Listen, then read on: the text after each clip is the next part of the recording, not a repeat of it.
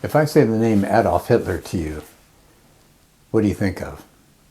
Mass murder, hysteria, killing of Jews. A lot of negative things will come up. Now that's connotation. That's when a word has emotional meaning. Now every word's got a dictionary definition. That's called denotation. But many words, they carry either a very positive or a very negative feeling. And you want to be aware of that. When you're a writer, you want to use the best words to indicate whatever it is you're trying to say, so the word will have a little bit of an emotional punch as well as just a dictionary meaning. So I'll give you some examples here on page 118. Look under number 1 where it says connotation. Letter A, average or mediocre. Now they both mean kind of in the middle, but I guarantee you'd rather be thought of as average than mediocre. Why? I don't know why they've come about, but somehow there's a different emotional meaning for each of those two words. How about letter B, childish and childlike? Wouldn't you rather be known as childlike than childish? But both of them just mean having the characteristics of a child. But do you see how two words can have very different meanings? Let me go down and show you some examples under letter 2. These are connotative phrases that I have found over the years. I'll read things and I go, oh, that's interesting, and I just kind of collect them. So I put together a big list of them here on the bottom of 118, 119.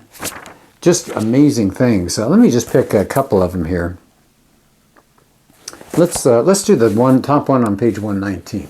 This was an advertisement for something called a Waterford crystal heart. It was just a small but really pretty crystal that you would wear as a pendant on a necklace for a woman, and it was clear.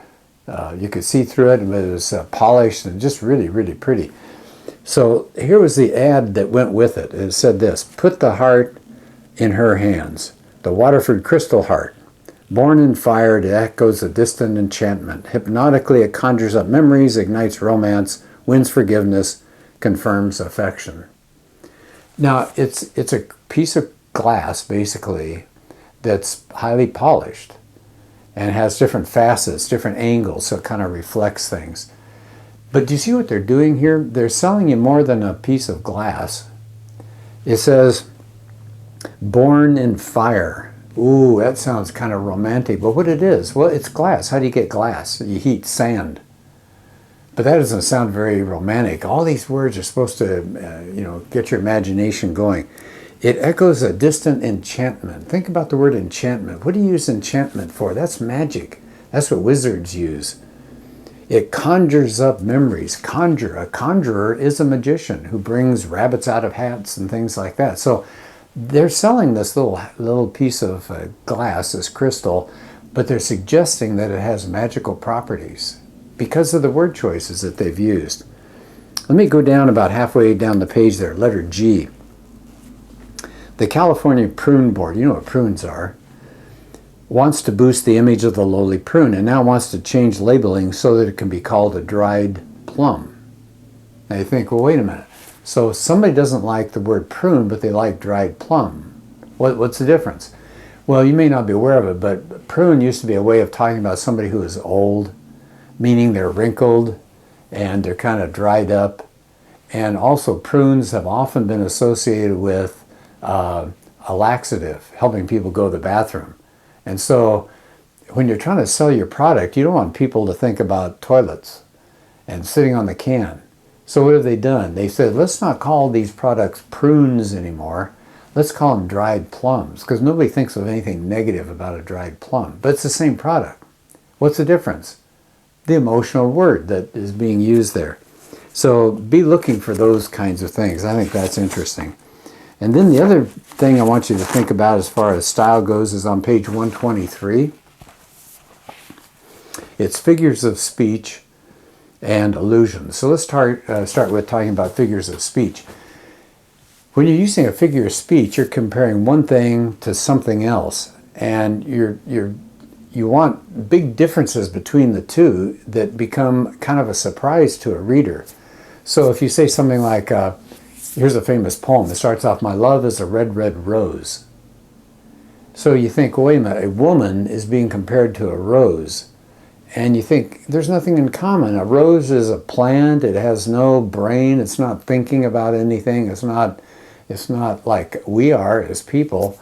You think, what could be the comparison? And yet, if you think about it, a rose is beautiful. A rose smells good. A rose is soft. The petals are soft. And they're often used for romantic Valentine's Day gifts and things like that. So do you see the connection there? Take some object and take another object that's totally unlike it, but show that there is actually a connection between the two. So it's a way to help the reader picture whatever or whoever you're talking about. Here's some good examples. Look at the first one there. The afternoon wraps about me like a hot towel in a Turkish bath. So somebody is experiencing a real hot, muggy afternoon and wants to let the reader know this is what it felt like.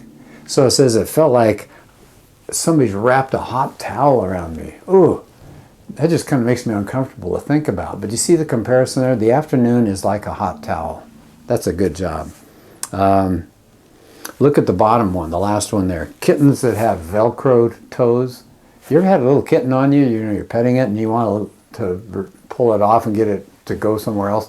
Those little claws just hook in and you can't get them loose. It's like you're tearing Velcro loose. So those are figures of speech. They're wonderful comparisons. And so think about trying to use some of those in your writing. Okay, so I'm going to have you try some examples here. One last thing, if you look over on page 124, there are things called allusions. So not ILL, that's an illusion. That's something you think you see, but it's not really there. An allusion is a reference you make to some historical event or some famous person or some famous place, and people recognize what you're talking about, and you've given them kind of a shorthand message for what you're talking about, and they go, oh, okay, I get it. So I'll give you a couple of examples here.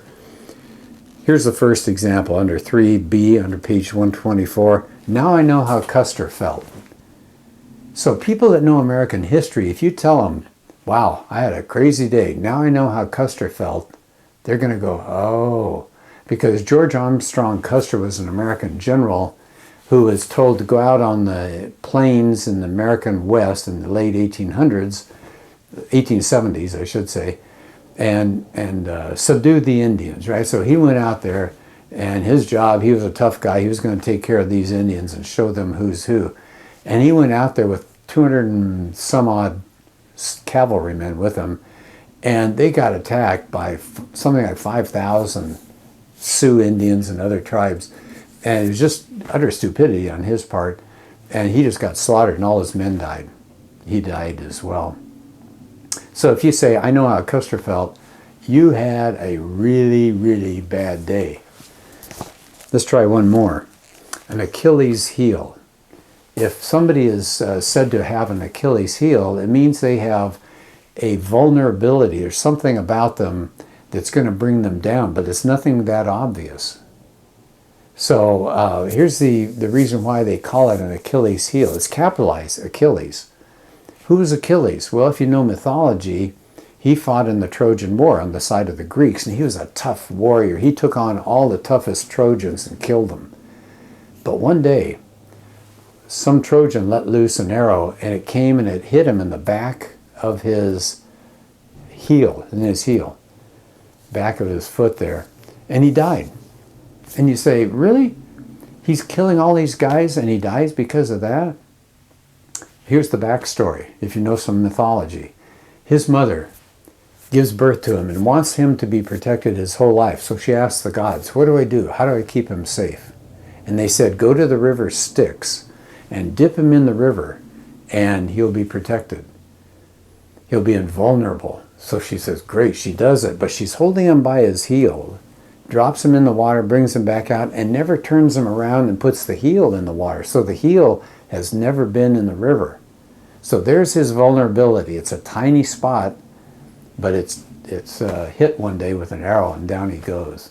So do you see what that means there, to have an Achilles heel? It's something that's going to bring you down, but it doesn't seem that obvious.